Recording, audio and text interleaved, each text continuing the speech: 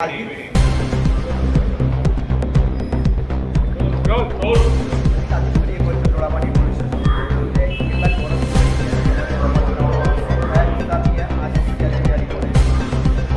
ચંડોલા વિસ્તારમાં જે ડિમોલિશનનો જે ફેઝ 2 છે એ કરવા માટેની આજે ચર્ચા થઈ મ્યુનિસિપલ કમિશનર શ્રી અને ટીમો સાથે અને આપણા પોલીસ અધિકારીઓ સાથે.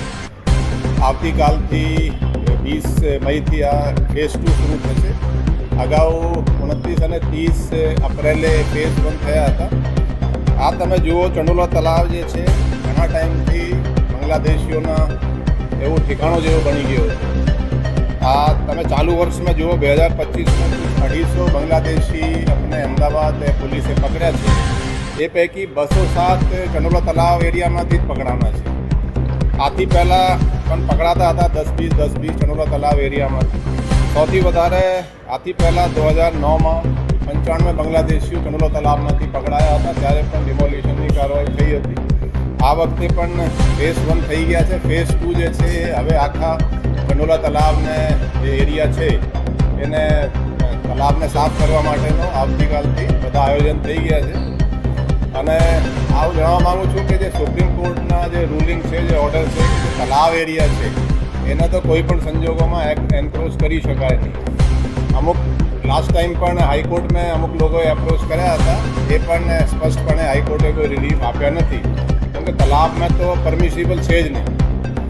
આની માટે આપણે એક જોઈન્ટ કમિશનર, એક એડિશનલ કમિશનર, 6 ડીસીપી અને કુલ બીજા પીઆઈ, એસીપી મળાવી, કોન્સ્ટેબલ મળાવીને લગભગ 3000 પોલીસનો આપણે ઉપયોગ કરવાનો છે. અને 25 એસઆરપીની કંપની આપણે બહારથી બોલાવી છે. આના માટે 2 શિફ્ટમાં આપણે સળંગ ત્યાં બંદોબસ્ત રાખવાનો છે. પોલીસ આના માટે તમામ તૈયારીઓ કરી લીધી છે. ડ્રોનનો પણ ઉપયોગ કરવાનો છે. અને અમે અપેક્ષા છે કે બહુ શાંતિથી આ બધા ચંડોલા તલાવના જે એરિયા છે, જે એન્ક્રોચ કરેલા છે, એ ક્લિયર થઈ જશે.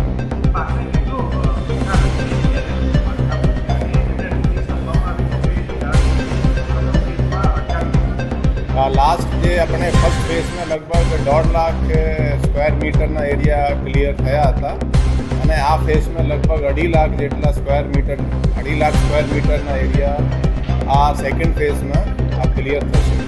આ જે ચંડોલા તલાવ છે આ બધું ક્રિમિનલ એક્ટિવિટીઝ માટે પણ બહુ જાણીતા થઈ ગયા હતા. ત્યાં બૂટલેગિંગ એક્ટિવિટીઝ, ડ્રગ્સના, પ્રોસ્ટિટ્યુશનના, એ ઇલીગલ એક્ટિવિટીઝ હબ જેવા થઈ ગયા હતા. એના પણ એક અફસોસજનક છે કે આવા પ્રવૃત્તિઓ હવે આપણે બહુ ગંભીરતાથી લઈને ડ્રાઈવ ચલાવી રહ્યા છીએ, અને આ એરિયાને આવું બાંગ્લાદેશીઓથી અને ઇલીગલ એક્ટિવિટીથી આ ક્લિયર થઈ જશે. હવે દેખો, આ તો ડિમોલિશનની જે કાર્યવાહી કરવાની કામગીરી તો મ્યુનિસિપલ કમિશનરના એ સુપરવિઝન હેઠળ જેટલા એના ડિમોલિશનના કામ છે એમના છે. હવે એને કદાચ 2-3 દિવસ લાગે કે વધારે લાગે, પણ આપણું કામ છે સિક્યોરિટી પ્રોવાઈડ કરવાનું. આપણે સિક્યોરિટી માટે જેટલા દિવસ ચાલશે આપણે સિક્યોરિટી એમને પ્રોવાઈડ કરવામાં આવશે.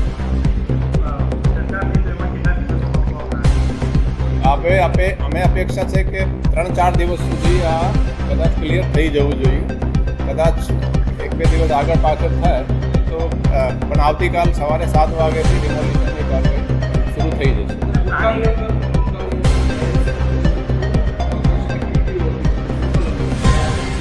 નહીં, એ તો બધી આપણે ચર્ચા થઈ ગઈ. હમણાં મ્યુનિસિપલ કમિશનર શ્રી અને એની ટીમ સાથે હમણાં ચર્ચા થઈ છે, અને બહુ કોર્ડિનેશન બહુ સારા છે. દેખો, ગેરકાયદેસર બાંધકામ આમ ખાસ કરીને જે રોડ ઉપર લોકો કરે છે એનાથી બધાને તકલીફ પડે છે.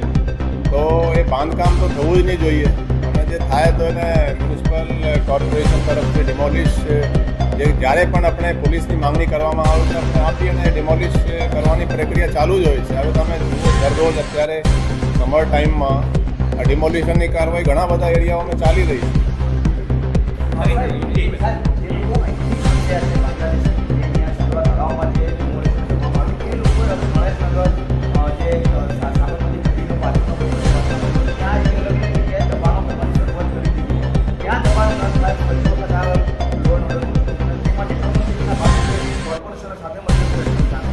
જે અહીંયા અહીંયાથી જે ડિમોલિશનના જે લોકો ડિસ્પ્લેસ થશે એના માટે ઓલરેડી અમદાવાદ મ્યુનિસિપલ કોર્પોરેશન દ્વારા રિહેબિલિટેશનના એનાઉન્સમેન્ટ થઈ ગયા છે અને નિયમ પ્રમાણે એ લોકોને કંઈ કોઈ મકાનો ફાળવાના છે કે જે રાહત આપવાની છે એ મ્યુનિસિપલ કોર્પોરેશન તરફથી સરકારના નિયમો મુજબ કરવામાં આવી રહી છે અને જે કંઈ બીજી જગ્યાએ દબાણ થશે તો એ પણ ડિમોલિશ તો કોર્પોરેશન કરશે.